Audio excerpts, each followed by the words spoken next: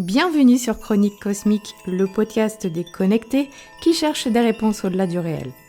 Chaque semaine, en solo ou avec mon invité, nous explorons la spiritualité via l'expérience directe, pour que l'invisible soit concret et à ta portée. Alors décroche ta ceinture et prépare-toi à voyager avec l'exploration de la semaine. Salut à tous, je suis ravie de vous retrouver cette semaine pour un nouvel épisode de Chronique Cosmique. Un épisode qui va sortir de l'ordinaire grâce à son invité David. David, il tient 2 boutiques ésotériques, une à Biarritz, une à Pau. Ça s'appelle Spiritus Corpus. Vous pouvez le retrouver sur Instagram, Spiritus Corpus, la boutique. Du coup, David, il a vraiment pas une vie commune. On va commencer à parler de la Bible, on va parler des lettres hébraïques, mais on va aussi beaucoup parler de médecine chinoise et de comment tout ça s'est arrivé dans sa vie. C'est vraiment une histoire qui est pas commune, une histoire de vie vraiment authentique et que David a racontée en toute sincérité et on finira par parler de notre société actuelle et comme d'habitude, eh bien, j'ai la même vision que mes invités. Du coup, je suis ravie de vous faire connaître ce personnage avec qui j'ai enregistré cet épisode dans l'arrière-boutique de son magasin à Pau. J'espère que cet épisode vous plaira. Et tout de suite, j'accueille David. Bonjour David. Bonjour. Comment ça va? Ben ça va. Avec la nouvelle lune qui arrive, c'est super. David, je vous ai rencontré dans votre boutique ésotérique. À Biarritz. À Biarritz. Et là aujourd'hui on est à Pau. Oh voilà, c'est ça. Et du coup, on va parler un peu de vous, de ce que vous faites, des lettres hébraïques. D'accord. Du coup, c'est quoi l'histoire de votre éveil spirituel? Alors, mon éveil spirituel, le plus loin souvenir que j'ai, c'est quand ma mère, j'avais 6 ans, 7 ans, je venais juste d'apprendre à lire, m'a demandé quel est le livre que tu veux que je t'achète. Et donc, je lui ai répondu la Bible. Elle m'a dit la Bible. J'ai dit oui, la Bible. Elle m'a dit mais qu'est-ce que tu vas en faire? Je dis je vais la lire. Je me pose la question qu'elle dit la Bible. Elle m'a dit je comprends pas. Maman, je veux une Bible. C'est ou une Bible ou rien. Voilà. Donc c'est le premier souvenir que j'ai de ma connexion à la spiritualité. Ok. Et pourquoi la Bible? Alors, étant enfant, j'ai été toujours très sensibilisé par toutes les histoires bibliques. Donc l'histoire d'Abraham, qui a sacrifié son fils, Isaac, par Joseph, qui a été vendu par ses propres frères, et qui est devenu premier ministre en Égypte. L'histoire de Moïse, qui a été chassé d'Égypte et qui a vu le buisson ardent. Donc, étant enfant, j'ai toujours été très attiré par ça. Donc, j'ai voulu lire la Bible. Voilà. Okay. Mais du coup, vous les aviez entendues, ces histoires? Parce que... Alors, oui, parce que je suis à l'origine d'une famille juive. Ouais. Donc, ça m'arrivait d'aller, étant enfant, à des cours de Bible.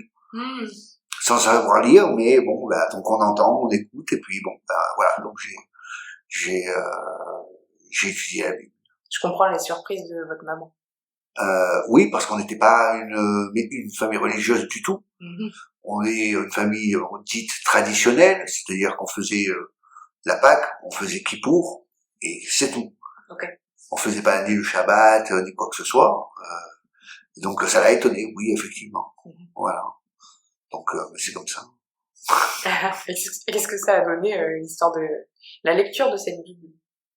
Eh je l'ai lu, je l'ai relu, je l'ai surlu. J'ai appris à 12 ans à lire l'hébreu, puisque selon la tradition, on est censé faire la bar mitzvah à 13 ans. Et donc j'étais en pension en Haute-Savoie, et mes 13 ans arrivés, je devais faire la bar mitzvah. Alors, mon père était gravement malade, entre la vie et la mort, et tous les 2 mois, tous les 3 mois, on a reporté la bar mitzvah. Et je suis arrivé à l'âge de 14 ans et demi. Mon père allait mieux, et il a pris la décision que j'allais faire ma bar mitzvah à Jérusalem. Wow. Et donc on est parti avec la famille, un cercle assez restreint, puisque généralement, selon la tradition juive, quand on fait la bar mitzvah, c'est des centaines de personnes. Donc là, on s'est retrouvés en petit cercle fermé, on va dire. Donc on est parti en Israël pour faire la bar mitzvah. Et donc j'ai eu ce privilège. Donc j'ai toujours été une certaine connexion. Voilà, donc c'est des événements qui marquent. Et alors je suis pas un enfant de cœur, loin de là. Mais ça, c'est quelque chose qui m'a toujours accompagné dans ma vie, dans les difficultés. Donc je connais bien les psaumes, je connais bien tout ce qui est Bible, et à 23 ans, j'étais donc en Israël. À 22 ans, j'étais en Israël et j'ai eu une vision, et j'ai eu un messager qui est venu m'annoncer que le Christ était le Messie que le peuple d'Israël attendait. Donc, ok, on est rentré en France. Je devais normalement être engagé dans les forces militaires, mais suite à cet événement de la vision, on m'a pris pour un psychiatre. Donc on m'a enfermé pendant 3 mois dans un hôpital psychiatrique. Bah, merci Jésus quand même. Hein? Merci Jésus, c'est chouette, c'est mieux. Non? J'ai toujours eu le sentiment que oui, j'étais dans l'armée, mais pas terrestre, céleste. J'adore. Voilà, donc depuis cette époque, oui, j'ai servi mon prochain. Voilà. C'était en quelle année ça? C'était pour être dans l'armée de quoi? Dans l'armée en Israël, c'était une obligation. Voilà. Okay. Donc j'ai été réformé puisque j'étais enfermé en hôpital psychiatrique, et mes parents avaient décidé de quitter Israël, et donc ils m'ont ramené avec eux. Voilà. Donc je suis revenu en France, et un jour j'ai rencontré des missionnaires. Donc en étant en France, j'ai lu le Nouveau Testament, et j'ai décidé de me faire baptiser par immersion complète, et de servir le Christ. Donc je suis un juif messianique. Incroyable. Génial. Donc toute la durée de ma vie, ça a toujours été un témoignage du Christ, donc de Saint Paul, des évangiles, des exemples. Dans ta joue, on te donne une Bible, dans ta deuxième joue. À la troisième, il n'a pas dit ce qu'il fallait faire. Mais voilà, donc essayer d'être un serviteur. D'accord. Voilà. Génial. On avait discuté quand on s'était rencontrés de médecine chinoise. Ouais. Comment tout ça s'est arrivé? Alors, c'est quoi le ça vient d'une douleur. Ah ouais. Ah ben oui. On croyait que les choses elles arrivent comme ça. Non, quand en fait on est là à côté de ces pompes, l'univers nous donne des claques. Et donc un matin, ma fille aînée Johanna, qui avait à l'époque 7 ou 8 ans, se réveille un jour. Alors bon, moi j'étais un homme d'affaires, je manageais des lingeries, des magasins de lingerie féminine. Okay. Et un bon matin, elle se lève, elle me dit, papa, je ne vois pas d'un œil. Alors je lui dis, bon écoute, arrête, tu vas à l'école, on verra ça ce soir. Bon, le soir je rentre à la maison, et Johanna me dit, papa, de la journée j'ai pas vu de l'œil. Bon, d'accord. Donc moi, la médecine, je connais rien, puisque je suis dans le schmaltès, dans le tissu, donc médecine connais pas. Et on commence à faire le process. On va chez le médecin de famille, qui nous envoie chez un ophtalmo, qui effectivement fait un IRM, et on voit que effectivement elle a un gliome sur le nerf optique. Donc le nerf optique donc part du globe de l'œil et envoie l'information de l'image au cerveau. Et en fait, le gliome, qui est une poche de pus, serrait le nerf optique, et donc la lumière ne passait pas. Et donc à l'époque, on parle de 1980, 92, 93. après Tchernobyl, et je tiens à le spécifier, on savait pas, il y avait beaucoup d'enfants qui avaient ça, et on savait pas ce que c'était. Et la médecine, dans son, alors je vais essayer de choisir des bons mots pour pas vexer personne, dans son délire de prévention, on sait pas, mais c'est pas grave, on coupe. Oh. On sait pas d'où est la cause, c'est pas grave, on coupe.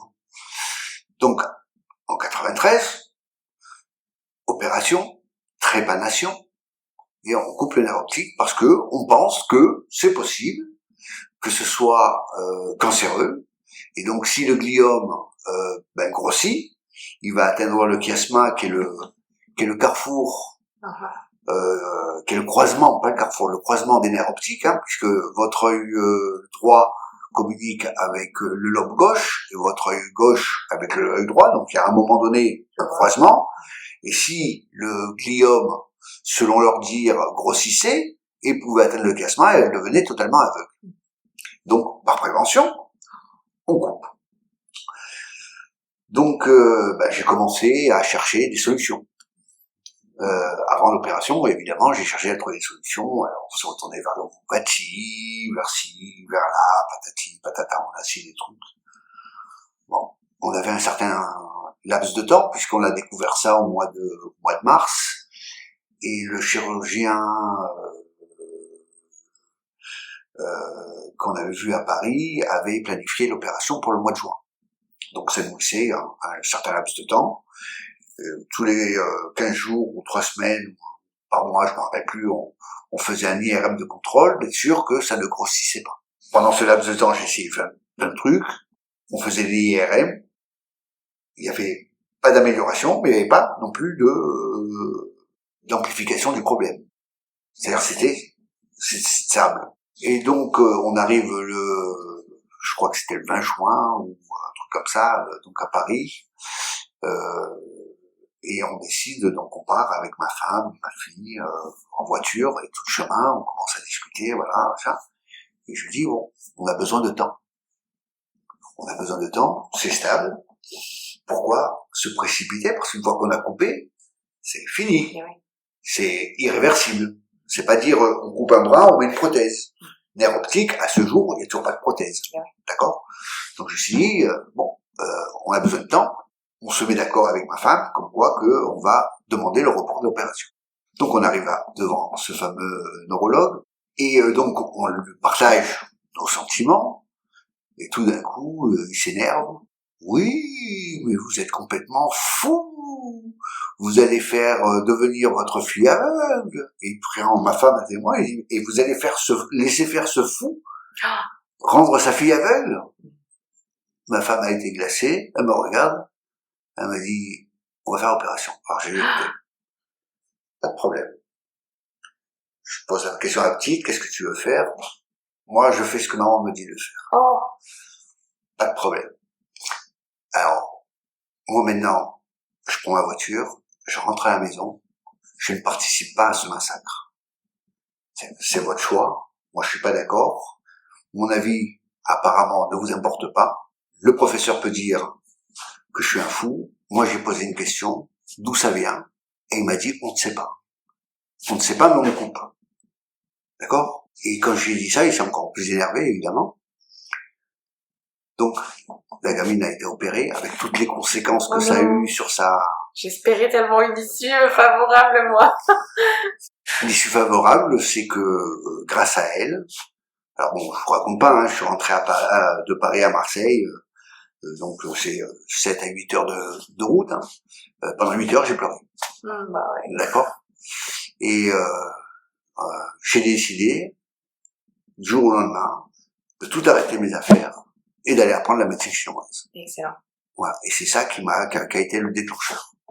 Parce que je me suis dit, c'est quand même fort que mon intuition, personne ne l'écoute. Alors, encore une fois, moi je n'y connaissais à l'époque rien en médecine, mais j'avais l'intuition que c'était une cicatrice psychique. Parce qu'en fait, avant que ça y arrive, j'ai été agressé dans une de mes boutiques, Et j'ai été même envoyé dans le coma pendant plus de 24 heures. Et j'avais tout le visage tuméfié. Et quand je me suis réveillé, j'ai appelé ma femme, j'ai dit, tu viens et tu me sors tout de suite de l'hôpital. Donc on a signé une décharge, il voulait pas, on a signé une décharge, et je suis rentré avec le visage tuméfié. Quand ma fille m'a vu, elle a plus voulu me voir. Psychiquement. Elle a eu un choc qui s'est inscrit dans l'œil. Ma seconde fille a commencé à bégayer. C'était avant, du coup, le problème à l'œil? Oui, c'était avant. D'accord. Moi, c'est mon explication. Eh ben oui. Mais personne n'a voulu l'entendre. Parce que je suis pas médecin. Eh oui. Donc, j'ai aucune connaissance, j'ai rien du tout. Mais c'était mon intuition, mon fond intérieur. Et donc elle a été opérée avec toutes les conséquences, et j'en passe, parce qu'il y en a eu. Quand elle est rentrée à la maison, donc 3 semaines après,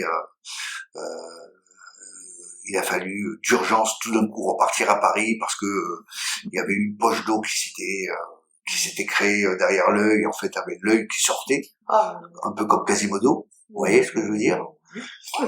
Donc ils ont fait une ponction lombaire, retiré le liquide. Elle s'en rappelle encore. Elle a 37 ans aujourd'hui.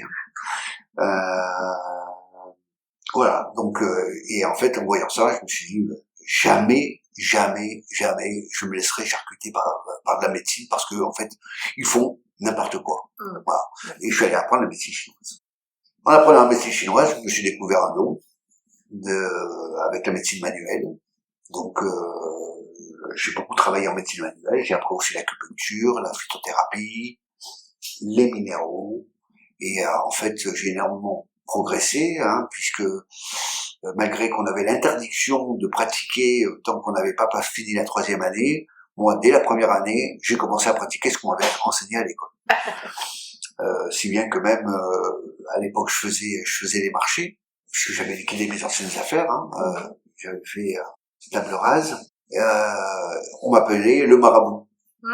Voilà. Alors ça s'est passé comme ça, pour l'anecdote, une personne une foraine qui s'est fait une entorse. Moi je vendais la tapenade, vous savez, c'est la purée d'olive. Ouais. Et je vendais aussi des bouteilles d'huile d'olive. Et donc tout d'un coup, il y en a un qui vient, qui passe, et me dit il y a Madame X qui s'est fait une foulure, machin. Je dis bon, reste là, je suis allé avec ma bouteille d'huile. Et juste le week-end d'avant, on avait appris l'entorse de la cheville. Ah ouais. Donc je commence à faire les massages et tout le monde qui commence à regarder, mais qu'est-ce qu'il fait, machin, bidule. Et elle avait une cheville, mais qui avait pratiquement doublé, et je suis de Marseille, mais j'exagère pas. Et donc vous avez pas le visuel, mais David, il a écarté les mains de 40 cm. Ouais. Voilà. Non, elle est bien enflée. D'ailleurs, elle avait doublé de volume. Et donc, je viens, je fais les massages, le protocole qu'on avait appris à l'école. Et au miracle, on voit au fur et à mesure que la cheville, elle désenfle. Et à un moment donné, je lui dis, lève-toi et marche. C'est pas bon. Voilà. Et elle s'est levée, elle a marché. Et depuis ce jour-là, tout le monde m'appelait le marabout. Et c'est comme ça que j'ai commencé à avoir ma première clientèle, parce que le bouche à oreille s'était fait que, voilà. Alors, évidemment, j'ai aussi appris grâce à mes patients, puisque chaque fois c'était des challenges.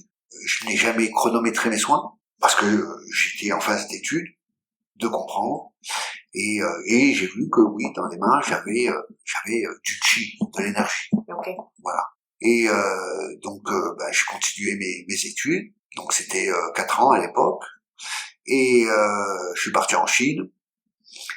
Là-bas, j'ai appris qu'une chose, un Chinois de plus ou un Chinois de moins, personne ne le remarque. C'est-à-dire que toute la philosophie, la spiritualité de la médecine chinoise, quand vous rentrez dans les hôpitaux, vous avez dans une salle, ils sont tous assis, il y a une 10-15 chaises, l'acupuncture, il passe d'une chaise à une autre, il pique les gens, il met les ventouses, on a vu dans des salles de Touéna, donc c'est la médecine manuelle qui est considérée, c'était de la torture. Ouais, une femme qui criait parce qu'on voulait lui libérer la sciatique, donc le thérapeute rentrait à fond avec le coude dans le point 30 VB, et ça fait très mal, et donc voilà. Donc il y avait une grande dissonance entre la spiritualité et ce qu'on nous a réellement appris. Il n'y avait pas d'humanité, c'est ça? Alors c'est la médecine traditionnelle chinoise, non, il n'y avait pas le côté humain. Ah. Et donc à un moment donné, alors moi je parlais pas chinois, on avait des traducteurs, et j'ai vu quelqu'un qui avait un AVC, et j'ai demandé au médecin si je pouvais le traiter. Et il m'a dit qu'est-ce que tu vas faire? Je lui ai dit je vais lui faire imposition des mains, du qigong. Ah c'est cool. Ouais. Voilà. Et donc je commençais à m'occuper de cette personne. Au bout du 3e jour, il n'avait plus aucun symptôme. Voilà. Donc imposition des mains. Et effectivement, il est venu avec plein de cadeaux, machin, remerciements. Et au moment du départ,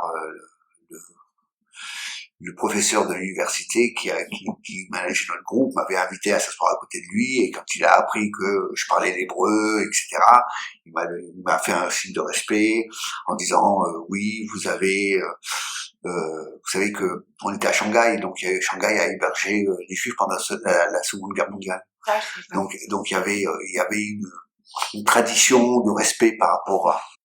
Et à l'époque, j'avais entrecroisé des groupes d'étudiants israéliens qui venaient aussi en Chine, et je suis rentré en France, donc après mon stage, et j'ai pris la décision de repartir en Israël, parce que là-bas, la médecine chinoise était acceptée, tolérée, aussi bien qu'aujourd'hui. Donc on est en 2024, mais ça fait déjà plusieurs années, puisque moi j'ai quitté en 2016 Israël.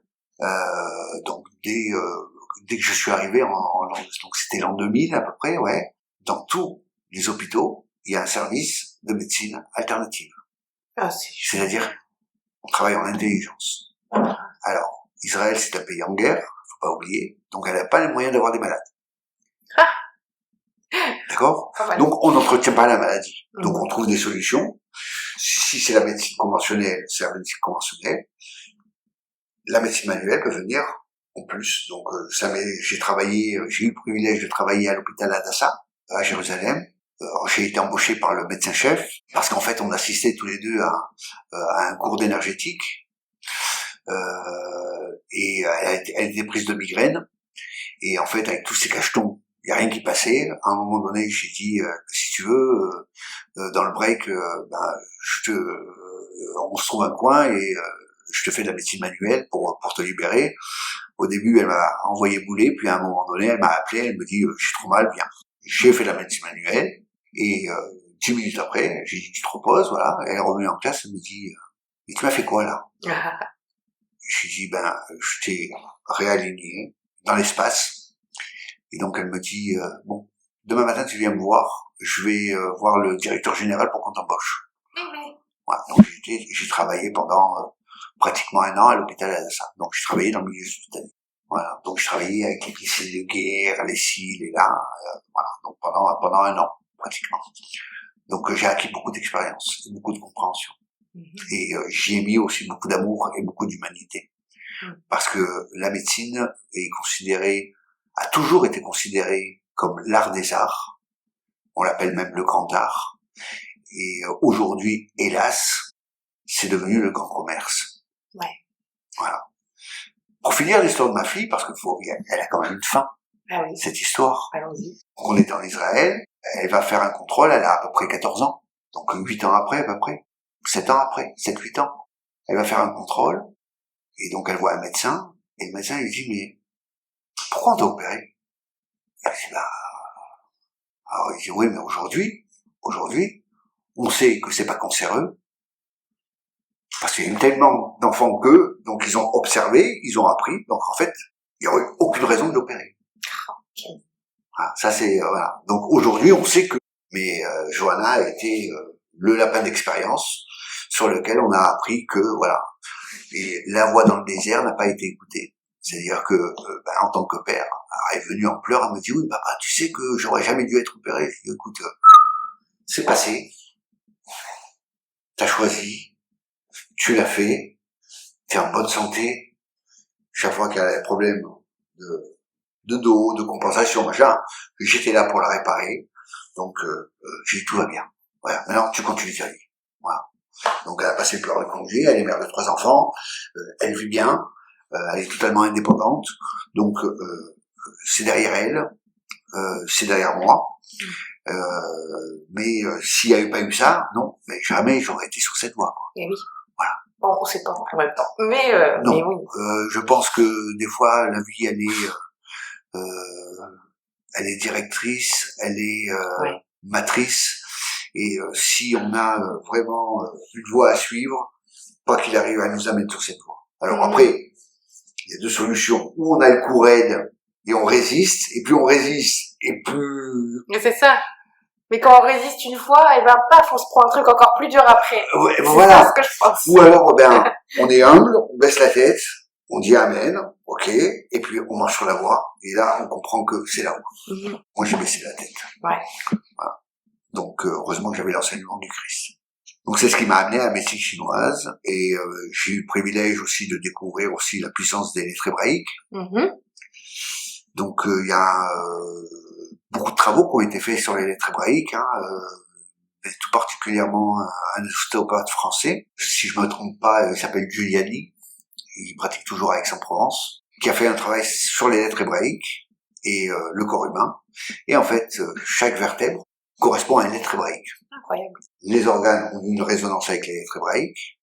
Et en fait, il a fait une synergie de la médecine chinoise avec les lettres hébraïques. Et il a écrit un bouquin qui s'appelle L'alphabet du corps humain. C'est un bouquin que j'avais au début de mes études, puisque j'étais déjà hébraïsant, je parlais déjà l'hébreu. Donc j'étais très branché vers les lettres hébraïques. N'oubliez pas que j'avais appris à lire tout seul l'hébreu. Donc les lettres, il y avait déjà à 13-14 ans déjà une relation entre nous. Et j'ai aussi pratiqué la thérapie par les lettres hébraïques. C'est-à-dire que quand j'avais quelqu'un qui avait par exemple la Wishlech, c'est un coup de vue lapin, voilà, et que il fallait remettre en place C1, C2, C3, je lui faisais répéter comme des mantras les lettres Bet, Gimel, Dalet, et toutes les connotations de l'alphabet, donc le Bi, Ba, Bo, Boubou, Ga, Gi, Ga, Go, et le fait de prononcer les lettres, ça crée une résonance, et la manipulation, elle passait avec une douceur inimaginable, comme si que, les choses elles se remettaient à s'aligner toutes seules. Donc, j'aime pas le mot magique, mais oui, c'est magique. Ouais. Voilà. Oui, parce que quand on les lit, on voit bien que c'est magique. Oui, il y a une résonance, il y a une puissance, tout à fait. Vous savez que les lettres doubles sont connectées avec les planètes, les lettres simples sont connectées avec les 12 signes astrologiques. Donc à chaque nouvelle lune, il y a toujours 2 lettres hébraïques qui prennent le contrôle. Ah ouais. Voilà, ouais. Dans chacune de nos boutiques, vous avez toujours les lettres du mois.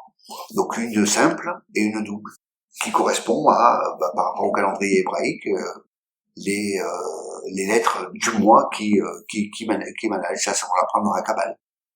Voilà. Vous pouvez nous parler un peu de tout ça? De la Kabbale? Ouais, de la Kabbale, des lettres hébraïques. Yeah.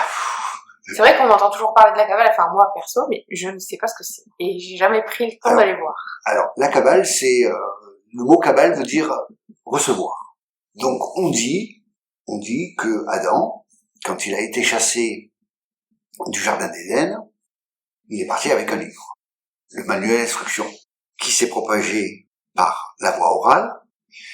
Et la Kabbale, c'est en fait le moyen de communiquer avec l'au-delà. Ah. Voilà. Donc c'est comme un petit manuel de connexion. C'est un manuel de connexion. On le retrouve dans le livre d'Enoch, qui ne fait plus partie de la tradition juive, mais qui est toujours dans la tradition hébraïque, où vous avez toute la hiérarchie des anges, des archanges, etc. Et en fait, vous avez tous les manuels d'instruction. Et les religions connaissent ces ouvrages, mais évidemment, avoir pouvoir sur l'humain, c'est enfermé dans le Vatican, ont enfermé le savoir, la connaissance, pour que les gens ne savent pas.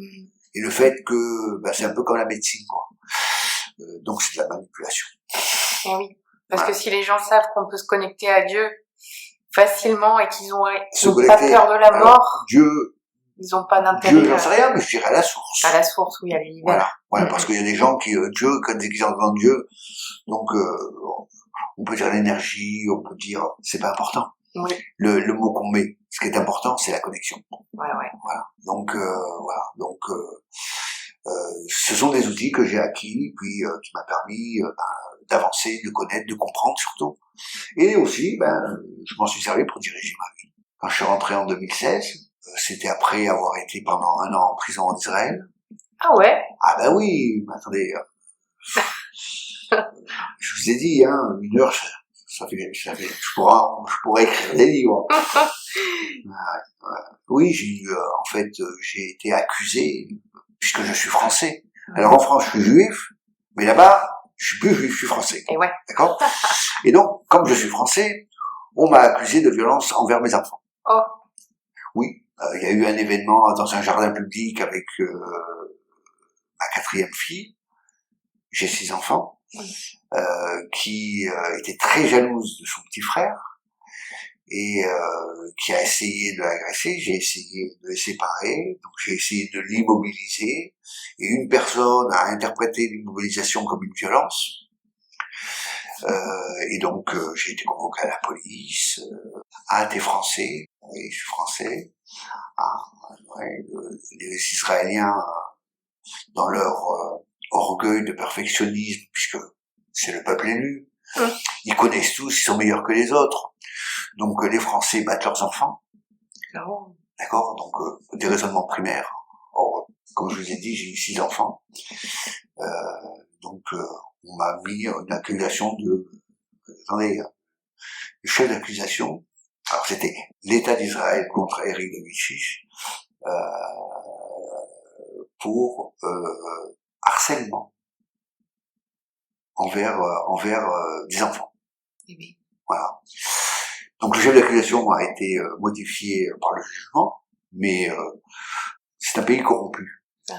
Vous savez, un pays qui travaille sur « je te protège, tu me protèges », qui ne voit que l'intérêt de l'argent, qui ne voit plus l'humain, un pays corrompu, n'a plus aucune raison d'être. Donc aujourd'hui, on voit, on est en 2024, tout le monde parle du 7 octobre. Moi, je suis ici, je les avais avertis que s'ils continuaient, ça allait mal finir. Et voilà, c'est arrivé. Donc encore la voix qu'on ne veut pas entendre. C'est leur problème, c'est plus le mien. Moi, je suis ici. Et donc, en rentrant en France, après 25 ans de pratique, la loi vis-à-vis de la médecine chinoise n'avait toujours pas changé. Donc, c'est considéré comme de la pratique illégale de médecine. Oh, ah oui. Si je suis pas médecin, c'est pratique illégale de médecine. Et ayant fait déjà 1 an de tôle, je me suis dit, t'as rien à prouver à personne. Il te reste pas beaucoup d'années de vivre, je suis rentré en 2016, donc j'avais qu'à 55 ans. Aujourd'hui, j'en ai 62. Je me suis dit, tu vas vivre peinard, tranquille. Voilà. Donc, j'ai dit, moi, la pratique, j'arrête. Oh. C'est dommage, quand même. Merde. Oui. Alors, mais ça veut dire qu'il n'y a aucun médecin chinois qu'on peut trouver en France, c'est ça? Vous en trouvez plein. Mais si jamais ils ont une plainte, ils peuvent être condamnés à faire de la prison parce que c'est pratique illégale de la médecine, parce qu'ils ne sont pas médecins. D'accord. Donc, d'un côté, vous avez le texte de loi. D'autre côté, on laisse couler parce que, faut que chacun mange. Mais si demain, pour une raison X, Y, une personne se plaint d'un thérapeute, je vois.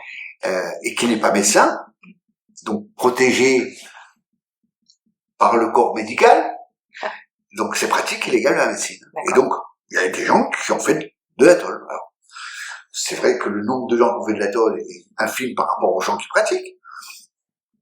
Mais, je veux dire, à un moment donné, il faut savoir choisir. Donc, moi, j'ai choisi. Donc, j'ai dit à l'univers, voilà. Moi, ça, j'arrête. Puisque la loi me l'interdit. Voilà. Et maintenant, vous faites de moi ce que vous voulez. Donc, on est arrivé en France, au mois de mars 2016. On avait loué une villa, une maison, à Salis de Béarn, d'Israël, par Internet. On n'avait jamais vu la maison ni quoi que ce soit. On a envoyé un an de loyer, puisque ma femme avait vendu son appartement. Donc, on a payé toutes les dettes. Vous savez, quand vous êtes en prison, il y a toute votre vie qui s'arrête. Ouais. Donc, vous avez les dettes et machin, donc on a tout liquidé, et puis on est revenu avec un petit pécule, on va dire. En fait, on est venu, on avait en trésorerie 3 ans d'avance devant nous. Donc, j'installe ma femme, mes enfants ne parlent pas, mes 3 mineurs, mes 3 derniers, ne parlaient pas du tout le français, puisqu'ils sont nés en Israël. Ah bon? Ouais. Oh là là. Et donc, tiens, pour la petite anecdote, on avait la propriétaire avec qui on avait loué la maison nous avait dit, ah ouais, vous savez, en face de la maison, il y a juste une école, l'école de l'Alliance. Donc, j'appelle d'Israël l'école de l'Alliance pour dire, voilà, nous arrivons, machin, vous déplacer et tout.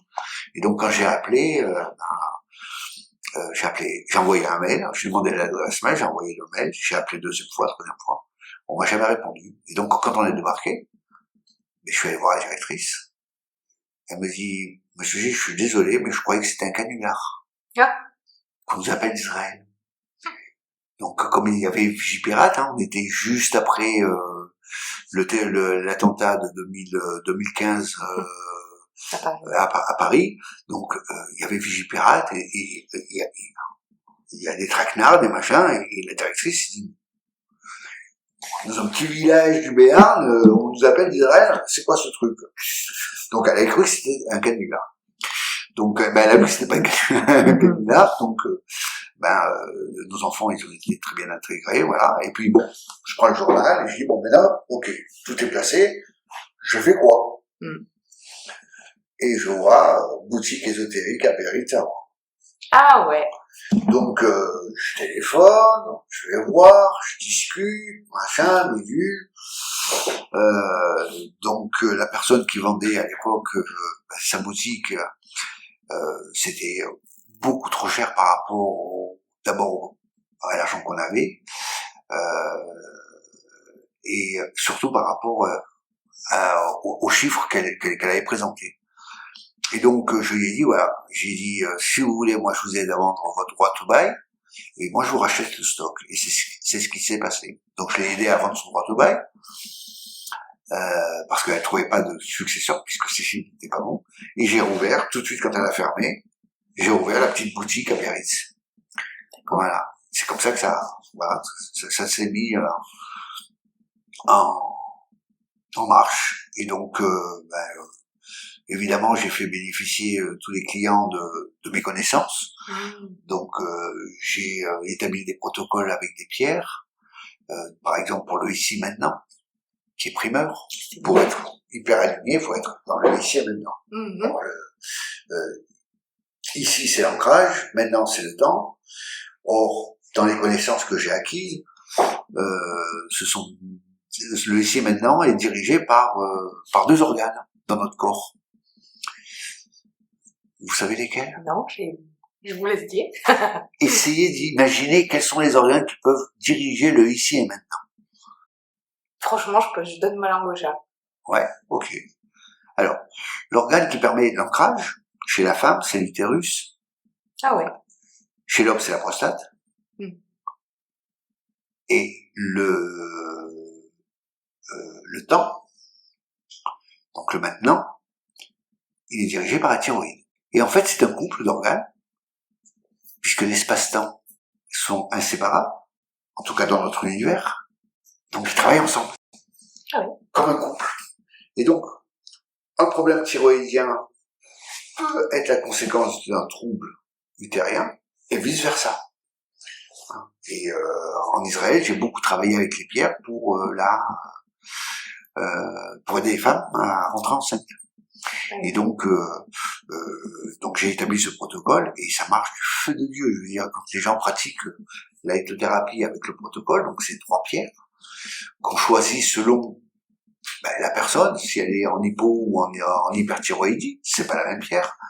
Si au niveau de l'utérus, il y a eu soit des opérations, soit des troubles, soit des avortements, soit des fausses couches, c'est pas la même pierre que si il y a eu aucun événement. Et donc on choisit les pierres. Alors j'ai j'ai étudié, on m'a enseigné le RAC, le réflexe auriculocardiaque, donc qui a été mis en place par le docteur Nogier. Docteur Nogier, c'est le père de l'auriculothérapie à Lyon. Et en fait, il a découvert que l'oreille était une antenne. Et donc, tout corps qui se rapproche de votre corps, l'oreille va capter l'information. Est-ce positif ou est-ce négatif? Si c'est positif, le pouls va augmenter, on est content, on reçoit de l'aide. Si c'est négatif, le pouls va s'effondrer. Donc, par le pouls, on peut savoir si la pierre, elle est positive ou négative. Ah oui. C'est un peu de la kinésiologie. Ok. Voilà. Donc, c'est le RAC, le réflexe auriculocardiaque. Donc, j'ai mis en place ce protocole, et j'en ai mis beaucoup d'autres aussi, hein. Les pierres pour l'estime de soi, les pierres pour la protection, les pierres, voilà. Donc, au fur et à mesure, j'ai grandi aussi dans la connaissance par rapport aux pierres, et j'ai mis en place des protocoles par rapport à aux connaissances du mouvement de l'énergie. Voilà, donc j'ai été l'élève du professeur Mussa, qui est un médecin français d'origine tunisienne, qui a, dans les années 60, fait des recherches sur la propagation des rayons X dans le corps. Donc dans les années 60, c'était les premiers rayons X, et on voulait savoir si ça pouvait être nocif ou pas. Et donc lui, en tant que radiologue, on lui a demandé de faire cette étude. Et donc, en faisant cette étude, on lui a dit, tu sais, tu devrais aller voir un peu la médecine chinoise, il y a des méridiens, des courants énergétiques, voilà. Donc, il se rapproche de la médecine chinoise. Il dit, qu'est-ce que c'est que cette chinoiserie? Parce que entre la source et dans les années 60, donc il y avait déjà Mao. Mao, quand il est arrivé, a brûlé tous les livres de médecine. Donc il n'y avait plus rien. Donc c'est un truc qui a été répété de génération en génération, et en fait sans aucune base cohérente. Et donc pour démonter quelque chose, parce qu'il avait décidé de démonter la médecine chinoise, pour pouvoir démonter la médecine chinoise, il faut aller à sa source. Et quand il est arrivé à la source, c'est un scientifique, il a dit Eureka. En fait, la médecine chinoise, c'est un code binaire. Oui, non. Yin, yang. Ok. Trigramme, non trigramme. Intéressant. Et en fait, il y a 8 trigrammes, 2 au cube. Il y a 64 hexagrammes, qui sont les 64 codons de l'ADN. Et en fait, il s'est dit, mais derrière ces chinoiseries, en fait, on a de la génétique. Et donc, j'ai été son élève, j'ai été son traducteur en Israël, puisque lui ne parlait pas l'hébreu. Il enseignait à l'université de Jérusalem, à l'hôpital Hadassah. C'est là où j'avais justement rencontré la médecin chef qui m'avait fait rentrer à l'hôpital. Donc c'était pendant un de ses cours. Et donc, pour remercier donc le professeur d'usage, j'ai traduit un de ses livres en hébreu. Okay. Voilà. Donc, et en fait, il a éclairci toutes les chinoiseries que j'avais appris avant. Parce que ça s'est perdu. L'histoire a fait que beaucoup d'incompréhension, et en fait, quand quelqu'un vient me demander quelque chose, autour de moi, j'ai les trigrammes comme un ordinateur qui travaille, tac, tac, tac, tac, tac, tac, tac, tac, et la sortie, elle est par là. Donc selon l'âge, selon le sexe, puisque selon le Tao, la femme est 7, l'homme est 8, ce qui explique pourquoi la femme est beaucoup plus mature que l'homme. D'accord? Donc il y a beaucoup de choses que tout d'un coup, vous dites, ah oui, bien sûr. Mais personne ne vous a expliqué pourquoi la femme est plus mature que l'homme. La femme est 7 et l'homme est 8. Donc, ils ont le même niveau d'évolution. La femme a 7 ans, l'homme a 8 ans. La femme a 14 ans, l'homme a 16 ans. C'est pour ça que souvent, on dit toujours, il faut qu'un homme plus mûr, plus âgé, avec une femme plus jeune, parce que ça s'équilibre, ça s'égalise. Ouais, c'est vrai. D'accord? Voilà. Donc, mais ça s'est perdu et plus personne n'a propagé cette information. Et pourtant, dans le Tao, c'est bien expliqué. La famille, l'homme est yang, le yin a 7 mouvements, l'homme est 8 parce que lui, il est les 8 frigrammes. D'accord? Voilà. Donc voilà. Donc j'ai appris les explications et les synergies donc du ciel antérieur, du ciel postérieur. Alors le ciel antérieur c'est de l'énergie, le ciel postérieur c'est de la structure, et ce qui met la relation entre les deux, c'est la loi des 5 mouvements, qui met la relation entre le pôle cérébral, le pôle métabolique. À l'intérieur vous avez le moteur, ici, donc les 5 éléments, et en fait tout devient logique. Et pour l'anecdote, dernièrement, il y a quelqu'un qui est en grande souffrance, qui vient et que j'observe depuis plus d'un an. Et puis là, il m'a amené ces dernières analyses de sang qui ne sont pas bonnes. Et donc je lui ai donné l'explication de ce qui se passe. Et donc la voie à suivre. Et en fait, le petit dessin que j'ai dessiné, il me dit ah mais non, tout est clair. Parce qu'enfin il commence à comprendre. Donc j'ai intervenu en géobiologie chez lui pour éviter que sa situation s'aggrave. Ouais. Ça venait de là, ça venait de la maison. Oui, l'énergie de la maison, oui. Je savais pas que vous faisiez de la géobiologie. J'ai fait beaucoup de choses. Oui. N'oubliez pas que je suis un médecin. Alors, les médecins, avant, dans un monde bien passé, c'était des prêtres. Les médecins étaient prêtres. Et le jour où il y a eu la scission entre la médecine et la religion, parce qu'il y a eu une scission. Les sorcières aussi. Oui, les sorcières, oui. C'est toujours la même histoire. Oui. La médecine a vu l'homme en tant que chair, et puis la religion s'occupait de la spiritualité. Donc il y a eu une séparation. Et en fait, tout est lié. Et on ne peut pas séparer. Or, aujourd'hui, il y a quand même des scientifiques, hein. Par exemple, tonton Albert, Einstein, je l'appelle tonton Albert, Okay. a dit que l'homme n'est pas dû au hasard et que Dieu ne joue pas au dé. Donc il y a des scientifiques qui reconnaissent le suprême. Il faut le relier aussi avec le matériel. Voilà. Et quand les gens qui prétendent être des médecins, il faudrait qu'ils prennent en considération le psyché, parce que souvent les maladies peuvent être effectivement de pollution extérieure. Donc la géobiologie, c'est la médecine de la maison. Et en fait, il paraît que cette personne, en fait, selon les tests qu'on a fait, dormait sur un courant Hartmann. Ouais, avec une veine d'eau. J'ai pas vu la veine d'eau, mais un courant Hartmann. Et un courant Hartmann qui traversait son lit. Okay. Voilà. Et quand il vient avec des marqueurs du foie qui sont bien élevés, on se pose plus trop de questions. Donc on a coupé le réseau Hartmann. Parce que rien ne se crée, rien ne se perd, tout se transforme.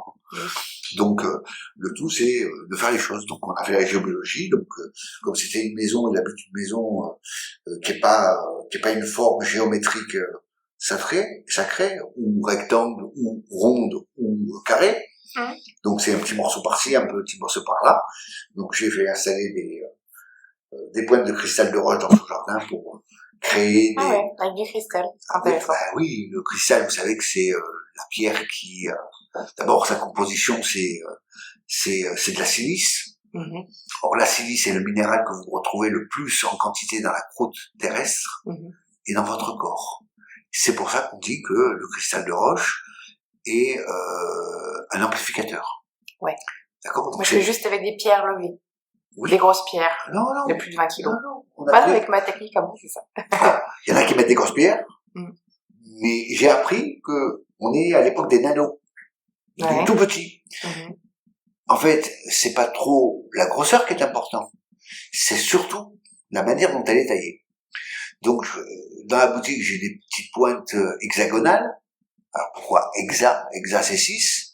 Parce que l'espace a 6 directions. Vous pouvez me les donner? Vous êtes debout? Ah oui, nord, sud, est, ouest et ciel et terre.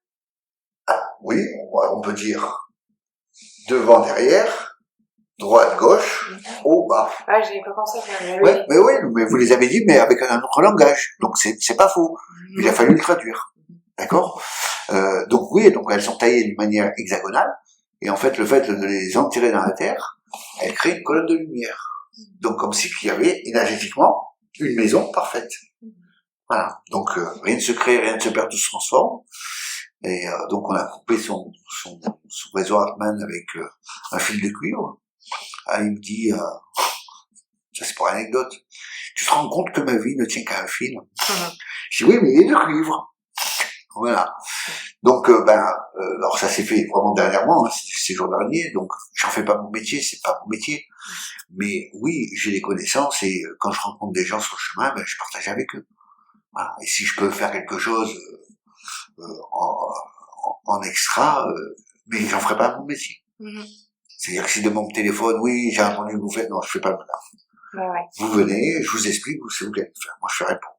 Oui, comme ça, pas de risque. Non, c'est pas une question de risque, c'est une question de responsabiliser les gens. Il faut que les gens, aujourd'hui, apprennent à devenir leur propre médecin, comprennent comment leur corps fonctionne. Donc, moi, j'ai appris des connaissances, je les partage, je leur donne les outils, mais c'est à eux de le faire.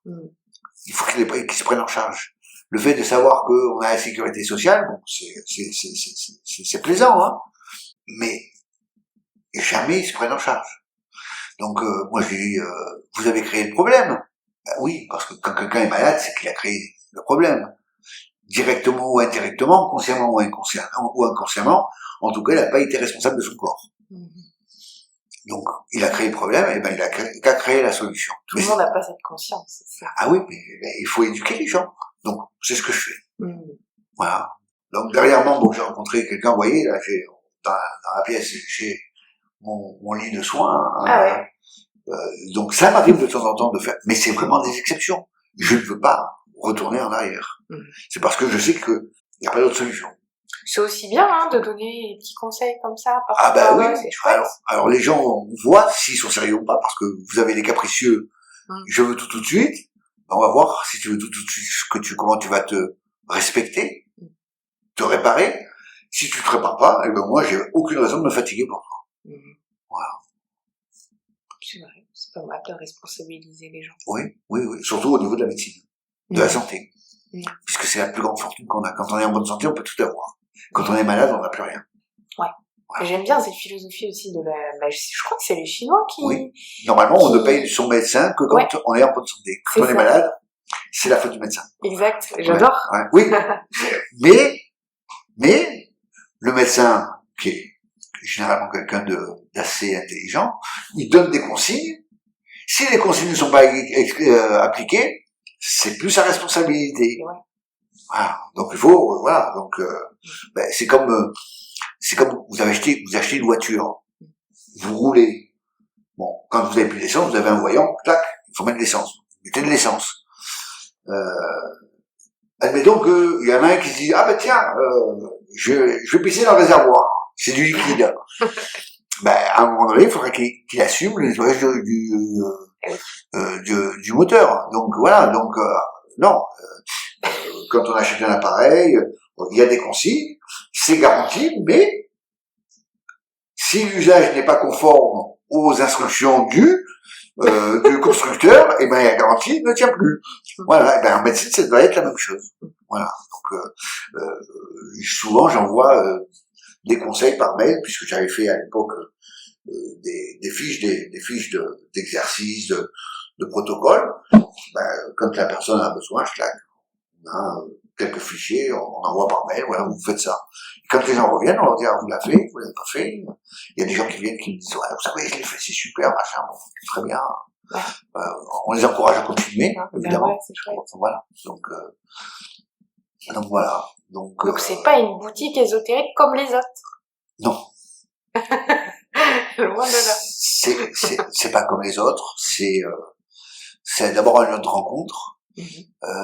On est à l'écoute, on essaie de solutionner.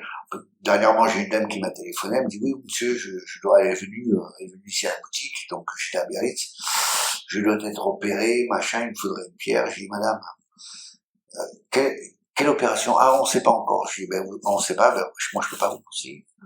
Je veux dire, c'est pas éthique, je vais pas vous vendre une pierre pour l'illusion. Oui. Voilà, donc on a de l'éthique. Voilà. C'est chouette. Ce matin, il y a une dame qui vient, j'ai des angoisses, donc je lui montre un pendentif en dit que t'as vu le prix, elle me dit, je peux pas. Pas de problème. Voilà, la solution qui coûte la même pierre, elle est en brut, vous la mettez dans une cage, schlac, c'est ce qu'elle a pris. Voilà, donc on est à l'écoute, on n'est pas là pour vendre pour vendre. Voilà, donc on a plein de solutions. Après, moi, souvent je dis, l'esthétique c'est plus mon problème. C'est pas de problème, c'est vous qui choisissez. Alors, je vais avoir une belle pierre, c'est ton choix, on le respecte. Tu vas avoir un truc qui coûte pas cher, et ben on te donnera la solution avec le pas cher. Voilà, l'éthique. Ouais. Et moi, quand on s'est vu, je suis sortie de la boutique avec les lettres hébraïques. Ouais. Et je trouve que c'est un beau chemin de philosophie. Je suis pas encore finie, je suis loin d'avoir fini. alors c'est triste que vous disiez philosophie, parce que en fait, ça apprend plein de choses au niveau de comment se comporter aussi. oui, donc c'est plus de la philosophie. Avec soi-même, avec les autres. Oui, mais donc c'est plus de la philosophie. C'est un enseignement d'être en connexion avec la nature, avec les enfants de Dieu. Donc c'est plus de la philosophie. C'est un manuel d'instruction, oui. Est-ce que vous avez, quand vous avez lu, vous avez bien fait l'interruption de 10 jours entre chaque lettre? Plus. Plus. Ok. Chacun va à son rythme parce que les 10 jours c'est minimum. Ouais. D'accord. Et puis vous m'avez dit que vous aviez bloqué sur une lettre. Et ben moi je vous invite à relire, mais de vous connecter dans le ici et maintenant. Parce que peut-être qu'à un moment donné, vous avez déconnecté, vous n'étiez plus là. Ah peut-être, ouais. Ouais. Donc reprenez conscience de votre thyroïde, de votre utérus. Vous savez comment on se connecte on s'ancre. Il y a beaucoup de techniques. Moi j'ai une petite méditation avec les racines, tout ça, au cœur de la terre. Ouais. Alors la partie qui nous permet de nous ancrer, donc l'organe c'est l'utérus comme j'ai dit, mais le talon. Ouais. D'être assis sur une chaise du coup. Alors vous pouvez être assis sur une chaise, mais les talons connectés à la terre. Ah ouais, carrément dans. Ouais. Dans le jardin quoi. La terre, même le parterre. Même le parterre, même le parquet. Même le parquet, mais c'est le talon. C'est pas tout le pied. Voilà. Pour bien s'ancrer. D'accord. On met le talon. Et là, on s'ancre. Okay. Et quand on s'ancre, on devient le lien dans la verticalité entre la terre et le ciel. Et la compréhension, elle tombe. Génial. J'avais entendu aussi qu'il fallait mettre la langue sur le palais. Tout à fait, oui. Ah ouais. Ça, les bébés le font instinctivement. Mais d'abord, ça, vous savez que la langue, je vais parler de la langue. Alors, la bonne ou la mauvaise? Langue.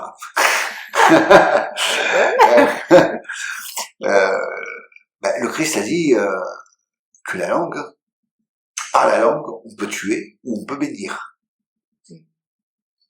Donc, vous savez que c'est le muscle le plus important du corps? Non. Eh ben, je vous l'annonce. La langue, elle est reliée au cervical jusqu'au lombaire. Donc, en fait, elle est reliée par des muscles par tout le corps. Et donc, la langue, c'est le maître du corps, c'est le maître des muscles. Ouais. Vous avez sous la langue ce qu'on appelle le frénolou, le frein de la langue. Ouais. Si par exemple vous tirez les lèvres inférieures et que vous essayez de déglutir, allez-y. C'est compliqué. C'est compliqué. Vous vous rendez compte que cette petite boîte de chair vous empêche de déglutir? Donc la langue, elle est reliée, oui, et en fait, il faut qu'elle soit en position de repos, donc parking, sur le palais, pour que tout le corps soit détendu. Or, quand les gens, la langue elle est toujours en bas, ils parlent beaucoup, elle n'est jamais au repos, et donc, des tensions peuvent se créer. Voilà, quand on fait des manipulations en truna, un médecin m'a appris, parce que j'ai été enseigné par beaucoup de médecins quand même, un médecin m'a appris que le fait de tirer la langue, les muscles ne pouvaient plus se contracter. Le fait de tirer la langue, d'avoir la langue dehors, automatiquement, ça détend tous les muscles. On peut plus les saisir. Oh. Voilà. Donc, c'est la langue qui contrôle tout le système musculaire du corps. Incroyable. Voilà, ouais. Du coup, je me posais la question, justement, alors, quand on veut mettre la langue au palais, il suffit juste, est-ce qu'il faut faire ça là, et la mettre au milieu? Non, c'est... Ou juste la mettre en mode détente et on la colle? On colle la pointe à la racine des dents. Ah bah oui, tout simplement. Voilà. Il n'y a pas d'effort à faire, en fait. Il n'y a aucun effort. Ouais, voilà. C'est instinctif chez les bébés. C'est instinctif chez les bébés. Voilà. Et quand ils têtent, ils sont tac, là, et puis il faut. Alors, puisqu'on parle des lettres hébraïques, vous savez que le visage, en tout cas les joues, sont dirigés par 11 muscles de chaque côté. 11 plus 11, ça fait 22 lettres hébraïques. Donc, c'est pour ça qu'on dit que quand on sourit, on détend tous les muscles, quand on fait la tête, et tout est tendu. D'accord? Le fait de mettre la langue sur le palais, automatiquement, on va sourire. Cheese! Donc, oui, dans la langue, c'est le volant du corps. Il y a 2 volants dans le corps. Il y a la langue et les genoux. Voilà. Donc, oui, le genou, c'est lui qui tourne pour pouvoir prendre une nouvelle direction. Voilà. Ok. Voilà. Et juste, je reviens sur les lettres hébraïques. En quoi elles peuvent nous servir elles peuvent nous aider à évoluer dans notre spiritualité. Les lettres hébraïques? Ouais. Alors, selon le livre de la création, le Sefer Yetzira, on dit que l'univers a été fondé par 32 voix, à savoir que le chiffre 32 en hébreu c'est Lev, donc Lamed Bet, qui veut dire cœur. La première lettre de la Torah, donc des 5 premiers livres de la Bible, commence par un Bet. La dernière lettre se fait par Lamed, donc c'est un miroir. Bet Lamed, Lamed Bet, c'est un miroir. Les 32 voix. Donc les 32 voix sont les 10 séphirotes. Donc les séphirotes sont des centres énergétiques. Alors il y en a qui les assimilent à des chakras, oui et non. Parce que oui, ce sont des centres énergétiques comme les chakras, mais leur place, elle n'est pas au milieu du corps, elle est plutôt aussi dans les côtés, parce qu'il y a la voie de la rigueur, la voie de la miséricorde, et au milieu, la voie de la vérité. Et donc l'arbre séphirotique, où il y a les 10 séphirotes, quand on relie les séphirotes, c'est relié par les 22 lettres hébraïques. Et donc c'est par cela que le monde a été créé, que l'univers a été créé, et que l'homme a été créé. Donc on dit par exemple que la lettre Bet, qui est la lettre par laquelle le grand maître a créé l'univers, puisque Bet c'est bracha, donc la bénédiction, c'est Bait, c'est la maison, c'est Birkaim, c'est les genoux. Les genoux, en Birkaim c'est au pluriel, mais si on dit un genou c'est Berer, et Berer c'est la racine du mot bénédiction. C'est tellement vrai que les chevaliers s'agenouillaient devant le roi pour être bénis, chevalier. Donc la lettre Bet correspond à Séan. Vous savez que quand il y a beaucoup de gens qui sont pas dans l'axe, et ça c'est suite aux séquelles de la naissance, même si on sort par les voies naturelles, quand le bébé sort, on manipule et puis clac, l'atlas et l'axis ne sont plus dans l'axe. D'accord. Ils sont plus dans l'axe, et vous allez subir ça toute votre vie. Bon. Voilà. Oui. En Suisse, il y a même des thérapeutes qui ont mis en place des soins uniquement par axis atlas. C'est-à-dire que vous avez l'atlas, vous avez l'axis. Bon, c'est comme ça. Et entre le pic et le cercle, vous avez tous les nerfs qui descendent du cerveau. Et donc, si vous avez un pincement, donc vous avez un déséquilibre. Ouais. Donc il faut que ce soit vraiment au milieu. Mais maintenant, il y a des ostéos qui rééquilibrent les bébés. Alors, oui, quoique. Non. Alors, à l'origine, oui. Moi, j'ai connu l'ostéopathie quand j'avais été agressé dans ma boutique. Donc c'était en 89, si je me rappelle bien, que j'avais été tabassé par un démon de pneu. Donc pour vous dire que Sympa. ouais, sympa. Donc je suis allé voir un ostéopathe parce que j'avais quelques problèmes de physiologiques et effectivement en une séance, il m'a remis d'aplomb.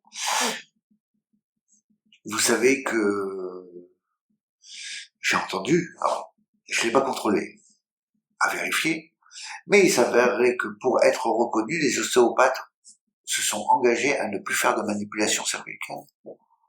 Je sais pas. À contrôler. Ah ouais. Donc ils ont vendu leur âme pour être reconnus. Ben ouais, on est dans un monde de corruption. Les amis de mes amis sont mes amis. Je te protège, tu me protèges. Prenez pas des risques à dire ça. Quel risque? Ouais, y a rien de légal. On est dans un pays où De libre expression. de libre expression. Je ne pratique pas. Ouais. J'ai fait un choix de ne plus pratiquer parce que c'est considéré comme illégal. Ouais.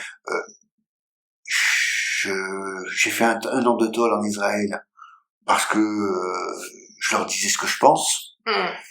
Je suis pas prêt à recommencer, mais la vérité, il faut qu'à un moment donné qu'on la dise, que ça plaise ou que ça plaise pas. Ouais, c'est vrai. C'est vrai. Si on veut que notre monde évolue, à un moment donné, alors c'est vrai que on est dans un monde où quand on dit la vérité, on devient l'homme à abattre. Mais il est temps que que l'humanité, je pense que là on vit au point de vue sociétal, économique, etc., des tumultes. Vous avez vu, nos agriculteurs qui sortent parce que en fait on n'est même plus maître chez nous. Il paraît que ce sont des technocrates de l'Europe qui nous dirigent. Donc à un moment donné, il faut arrêter. Faut arrêter. Voilà. Donc si on continue, alors peut-être que comme les sorcières, je passerai comme Galilée, je passerai sur l'échafaudage ou sur j'en ai rien à cirer, moi je peux rien à perdre. Mais la vérité, faut qu'elle soit dite. Donc, c'est vrai. On parle de discussion, vous m'enregistrez. Je pense que je suis sincère et que oui, les copains de mes copains seront mes copains. Tu me protèges, je te protège. La corruption, il faut qu'elle cesse. On est tellement à penser comme ça. Ben oui. Et de plus en plus. Et de plus en plus. Et à un moment donné, faut pas avoir peur de le dire. Voilà. Alors après, ça fait plaisir. Ça peut faire plaisir à ceux qui pensent que oui, on est corrompus, et ceux qui sont corrompus, évidemment, ça fait pas plaisir parce que on leur met le doigt où il faut. Mais à un moment donné, l'univers, de toute façon, la nature va reprendre ses droits. Et vous savez, dans toutes les religions, que ce soit l'islam, le christianisme, le bouddhisme, le judaïsme, et j'en passe, la corruption est considérée comme quelque chose de catastrophique. Des empires, Rome a disparu à cause de la corruption. Ouais. D'accord ? Ouais. Donc à un moment donné, il faut savoir où on va. Alors, nos dirigeants peuvent dire ce qu'ils veulent, mais il serait temps que ils fassent du ménage chez eux, quoi. Ouais. Bon, ils ont pas prévu de faire ça. C'est plutôt à nous de faire le ménage. J'en sais rien. C'est pas. Vous savez. Elle prend sa responsabilité, peut-être. Oui. Alors. Ça me fait penser à ce qu'on a dit tout à l'heure. Vous savez, oui. Je reviens à Saint Paul. Saint Paul n'a pas connu le Christ. Et il a été un de ses plus grands apôtres. Ouais. Il était tellement grand qu'au début, il pourchassait tous les chrétiens. Et c'est quand il était sur le chemin de Damas que le Christ lui est apparu et que là, il s'est dit, ah ouais, d'accord. Et pourquoi vous savez pourquoi le Christ a choisi Saül? Choisi quoi? Le prophète Saint Paul? Saint Paul, oui. Bah justement parce qu'il croyait pas. Non. Je sais plus. C'est parce qu'il s'est dit, s'il met tellement d'ardeur, quand il me pourchasse, Ah oui. à être dans mon camp, je veux dire, c'est un super élément. Vous savez, c'est un peu comme la blague qu'on raconte du chauffeur de taxi qui arrive, deux chauffeurs de taxi qui arrivent au paradis. Et donc Saint-Pierre leur demande, bon, toi, qu'est-ce que t'as fait? Ah ben moi, j'ai toujours respecté le code de la route, patati, patata, machin, mais... Ouais, bon, d'accord. Bon, écoute, bon, tu vas aller au paradis, mais tu vas aller au 2e étage. Et donc l'autre, elle arrive, elle dit, oulala, vous savez, moi, je brûlais tous les feux rouges et tout, machin. Ouais, on te connaît, on sait ce que t'as fait. Ah bon? Ben oui, puisque en fait, le fait que tu conduisais comme un fou, ça obligeait à tes clients à prier. Et donc toutes les prières arrivaient.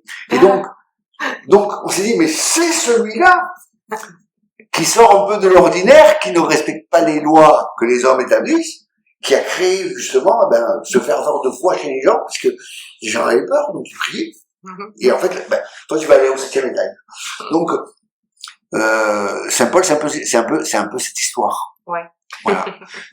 C'est-à-dire que le Christ s'est dit, s'il met autant de ferveur à adhérer aux idées du christianisme, on va gagner. Et effectivement, Saint Paul a énormément contribué à l'établissement du christianisme. Donc voilà. Donc, vous voyez ce que je veux dire? Pourquoi parler de ça? On parlait de ça parce que je vous disais que les gens pouvaient aussi se remettre en question. Ah oui. Que même les corrompus, à un moment donné, peuvent se rendre compte que c'est pas le chemin. Ouais, il y a que les imbéciles qui changent pas d'avis. Ouais. Et puis, celui qui n'a jamais péché peut jeter la première pierre. On a tous été corrompus.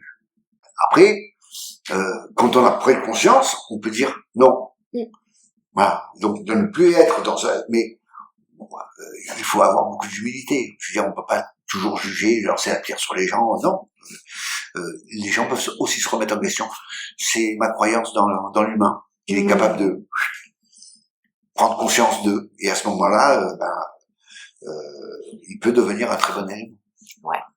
Tout est possible. C'est une belle conclusion. Pleine d'espoir. Ouais. Vous savez le film qui m'a énormément marqué? Ben-Hur. Pas vu. Vous n'avez pas vu? Et non. Quand je l'ai vu en étant petite. Avec Charlton Heston. Donc oui, on a quelques années de différence, mais malgré l'injustice et tout, quand il a rencontré le Christ sur son chemin, il s'est mis à pardonner. Voilà. Donc et il avait de quoi avoir la haine. Il avait de quoi. Mais il a pardonné. Ouais. Voilà. Donc oui, ce sont des choses qui m'ont accompagné tout le long de ma vie. Ok. Génial. Merci pour ce partage.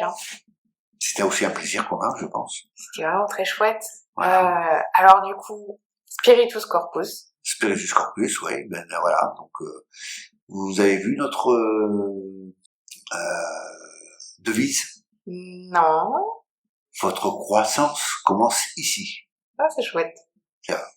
Vous prenez la responsabilité de devenir responsable de vous-même. On est là pour vous aider et pour vous éclairer le chemin. Trop chouette. Voilà. Génial. Donc à Biarritz, c'est à Pau. À Biarritz, c'est à Pau. Et puis, Dieu seul sait où ça va aller. Je sais pas. Merci encore, David. Allez, c'est un plaisir. Et puis merci à tous pour votre écoute. Et à très vite pour un nouvel épisode des Chroniques Cosmiques. Avant de partir, n'oublie pas de t'abonner au podcast.